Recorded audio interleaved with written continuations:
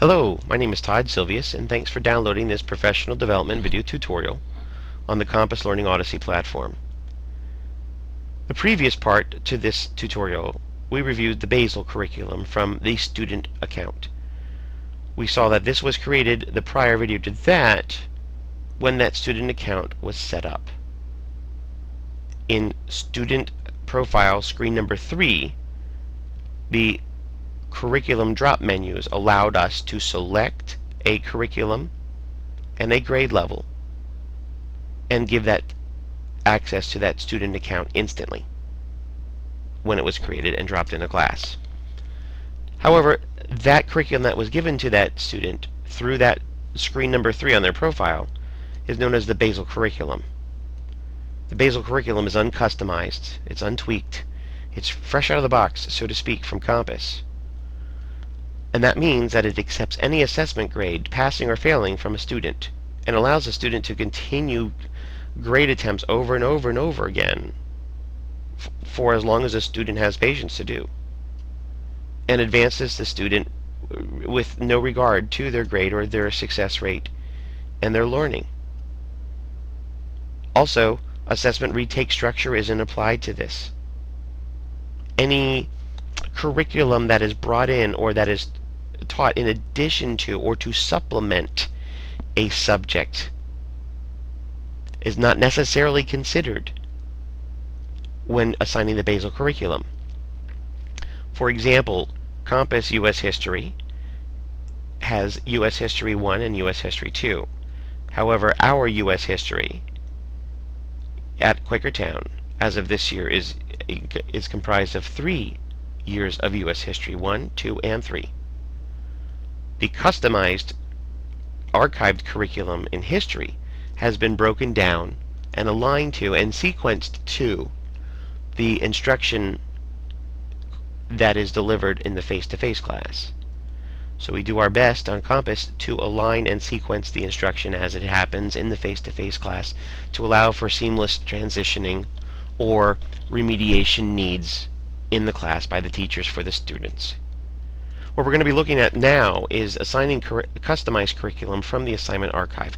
The assignment archive has the curriculum that has been pieced together and has been assembled in the correct order that it is taught in class, that has extra resources brought in from neighboring curricular resources in Compass and put into and created into a course that aligns with our instruction and our content every year in our subjects. It also allows for a grade, minimum grade, to be achieved by the student on all assessment attempts. The system grants only 2 retakes after the initial failure attempt on all assessments, instead of just repeatedly over and over again with no end in sight for the student. The system stops the student's attempts after 2 retakes, and that requires teacher intervention. So let's take a look at assigning from the archive. I'm going to log in as my teacher account.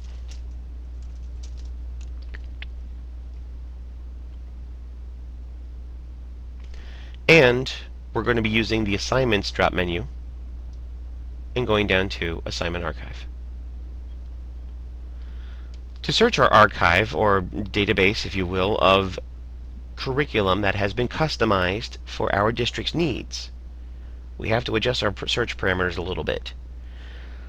All of our assignments are not saved in my personal teacher assignments area.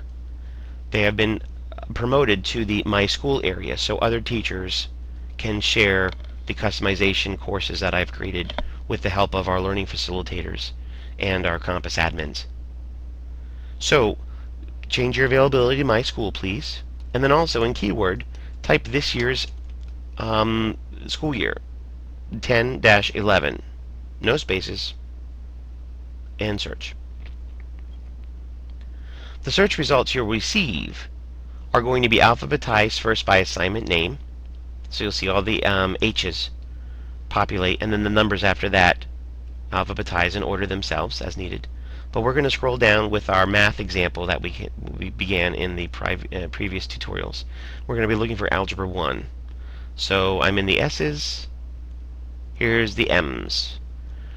Great. and I see a whole bunch of Algebra 1s to choose from. They're set up with different purposes. For example, this Algebra 1 right here is set up so that the course is easy to navigate through for the students and for the coaches. It has familiar language, real numbers in the folder names, absolute value in the folder names, and so on and so forth. Whereas this Algebra 1 with the PA after the 11 is structured so that it reflects the Pennsylvania standard number that we can also find on our benchmarks.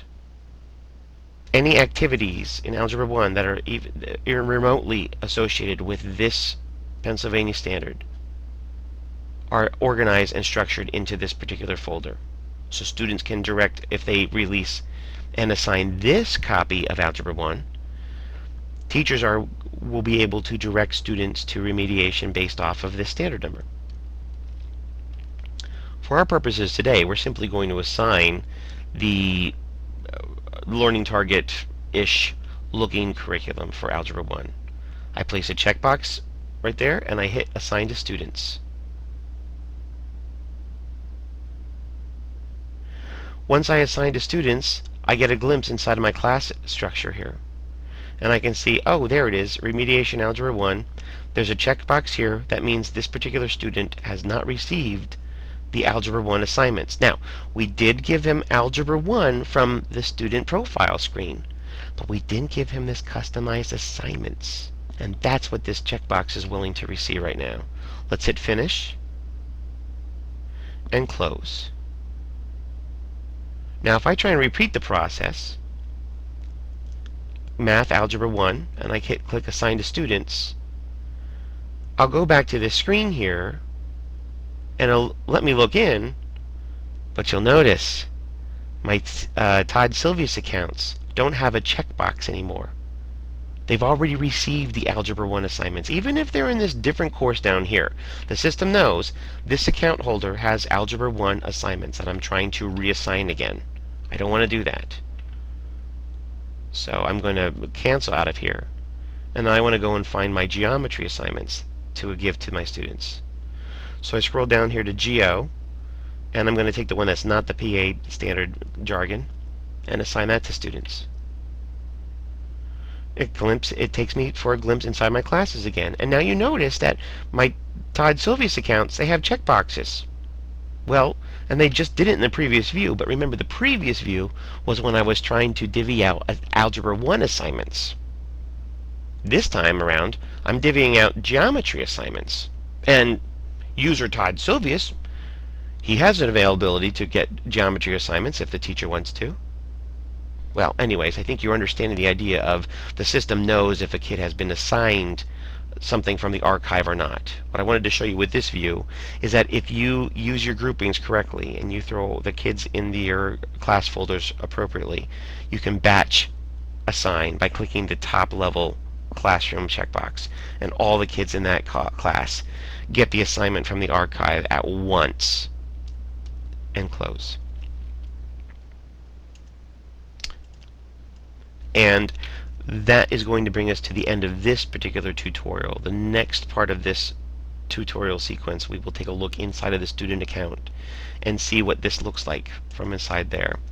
So again, we assigned customized curriculum from the assignment archive, the better choice instructionally over just the student profile screen number 3.